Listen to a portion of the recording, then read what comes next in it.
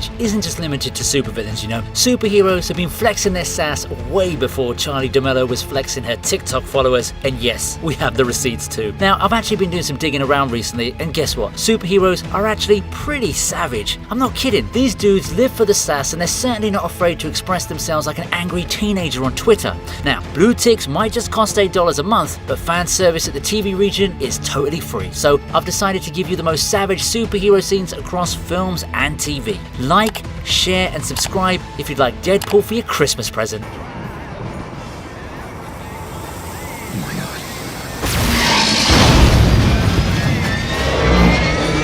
Yeah, I know Homelander isn't exactly a role model, but everyone thought he was a superhero till this very moment, so I guess it still counts, right? For a guy who keeps saying he can do whatever he wants, it was kind of weird to see America's spandex man following orders for once.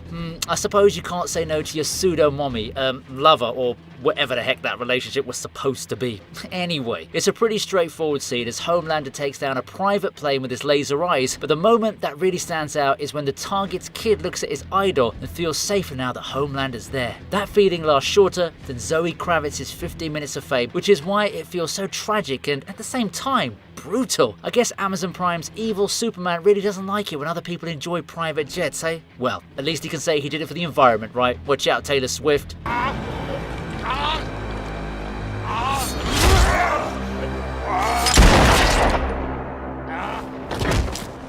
Logan is a pretty serious film with some extremely poignant moments, but at the same time, it was kind of ironic to see the Wolverine fighting his own clone. It's like him looking into the mirror and realizing that he's the guy behind all of his own problems. Of course, you might be thinking that Logan gets his butt handed to him in this matchup, but it's actually the kids who steal the show here. Like, X-23 is savage enough as she is, but the way she completely tears into X-24 is nothing short of absolute brutality. Also, let's not forget that final shot to the head that finally sealed the deal and saved Logan.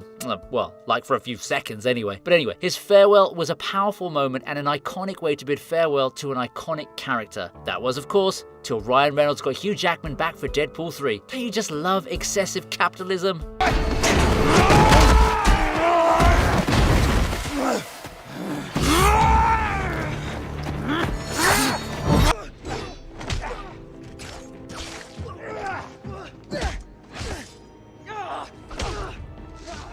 When you look at Tom Holland, what comes to your mind? Apart from the fact that he's freaking Spider-Man. I mean, sure, he's dating Zendaya as well, but Peter Parker looks so frail that he probably wouldn't even last in that unrealistic college environment in Euphoria. That's why I'm pretty certain that all of us were in for a surprise when we saw Spider-Man beating the living daylights out of the Green Goblin in Spider-Man No Way Home. Like, it's one thing to defeat a villain and another to smash his face to smithereens while you're at it. I suppose Tom really did consider him to be William Dafoe.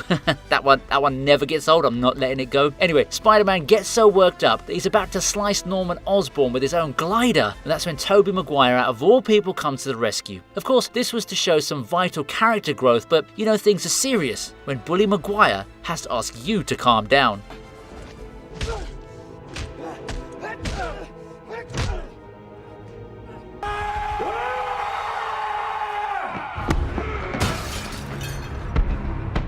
Now, this is what you call an epic scene with legendary characters. Unfortunately, Disney Plus already messed it up with Kingpin in Hawkeye and Daredevil in She-Hulk. Actually, you know what? I'm going to pretend as if those shows don't even exist because that's the way it should have been. Daredevil is no measly fighter, but at the same time, you've got to remember that the dude is only human. Yes, Matt, I know you're a very good lawyer, but that ain't gonna cut it when you're up against Bullseye and freaking Kingpin. That's what makes this scene even more badass, because Mr. Murdock takes on both his opponents at the same time and does a damn good job at it too. I mean, just look at how he's deflecting Bullseye. But that's not the highlight of the battle, you see. It's when Daredevil goes berserk and smashes Kingpin's face as if he wants to make a modern painting out of it. Personally speaking, I thought the dude was gonna off his opponent, but that's when Kingpin's lovely lady begs Daredevil to stop. Man, this one genuinely gave me goosebumps.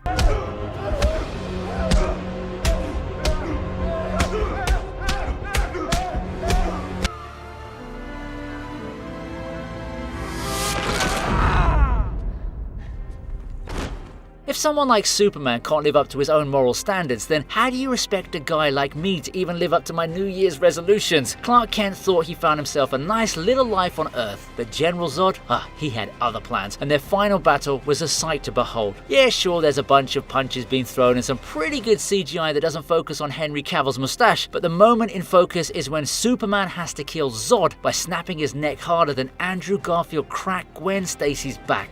Alright, that one might have been a cheap shot, but my point still stands. It was this crucial kill that actually made the audience realize the DCEU wasn't going to be all fun and games like the MCU. I gotta give it to Superman though. He really stole the show, didn't he? Maybe Zack Snyder meant to call him Man of Steel.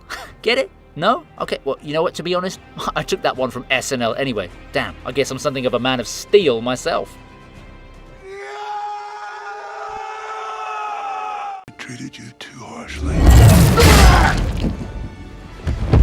Thor is a god in the MCU, and Chris Hemsworth is probably a god in Australia too. That dude's got looks and the hair for it. Alright, I'll stop being a fanboy and move on to the entry now, shall I? After messing up his one shot to kill Thanos, Thor finally has a chance to redeem himself when the makeshift Avengers decide to give the Mad Titan a final showdown. As we all know, the Purple Daddy gives in pretty easily, and Thor's finally able to aim for the head in brutal fashion. I know the dude is still a little pissed at himself, but damn bro, that's as savage as you'll ever see the God of Thunder. He doesn't even flinch for a second as he does the deed and simply walks away after finishing the job. It was this moment that made me look at Thor in a new light. Unfortunately though, it was pretty much the last time we saw a badass god, and what we got after that was Fat Thor and whatever the heck Thor Love and Thunder was supposed to be.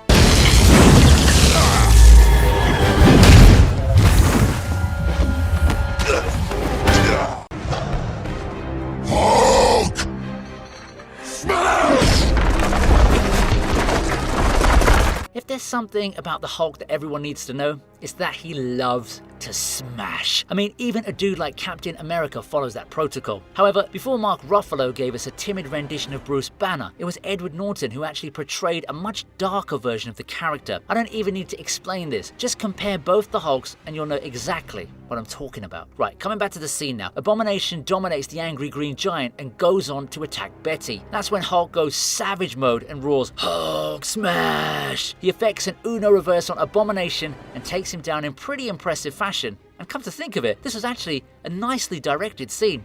But then again, it was back when Abomination was actually a scary character and not some buffoon who's only there because the actor needed a hefty paycheck. Yeah, She-Hulk writers, I'm looking at you.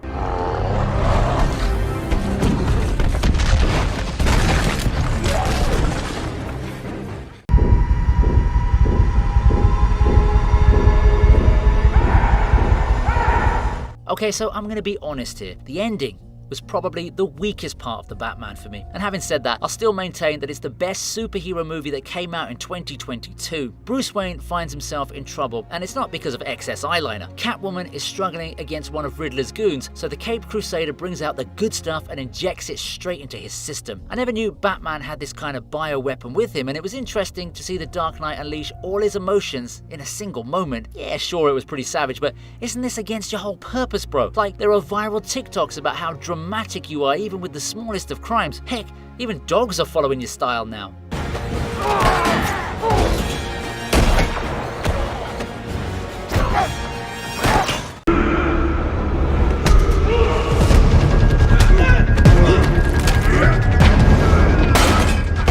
If you ever mention Frank Castle in a conversation, you know there's gonna be a whole lot of blood involved. This scene from The Punisher is no different, as Netflix's favorite anti-hero tears down a bunch of prisoners in super savage fashion. The dude's supposed to be human, but the scene plays along so smoothly that you almost feel as if The Punisher is literally invincible. I mean, if you look at some of the shots he lands, they're pretty brutal, and honestly speaking, I wouldn't expect anything less from Frank. But one thing that I really want to see is how the team shot this scene. I'm sure Netflix pulled out some big bucks for the action choreography and fake blood, but man, this looks too realistic for my own liking.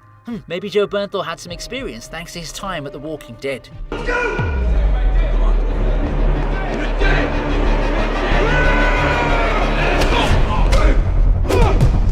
So, did you like my savage list? If you disagree, then you can get sassy with me in the comments, it's all good. Like, share and subscribe to catch up on all my latest videos, and head over to the description for exclusive access to my socials. Alright then, I'll see you next time on the TV Regent.